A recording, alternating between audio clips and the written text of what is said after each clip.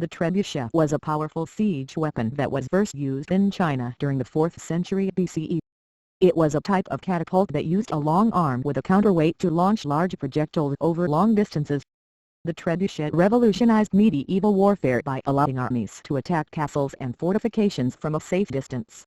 It was also used in naval battles to launch heavy projectiles at enemy ships. Improvements to the trebuchet could be made in terms of its accuracy, range, and power. Modern materials and engineering techniques could be used to create more durable and efficient trebuchets. Computer simulations and advanced design tools could be used to optimize the trebuchet's performance and improve its accuracy. Additionally, new materials and designs could be used to create larger and more powerful trebuchets, capable of launching even larger projectiles over longer distances. However, it is important to note that the use of such weapons has become obsolete in modern times due to the development of more advanced military technology.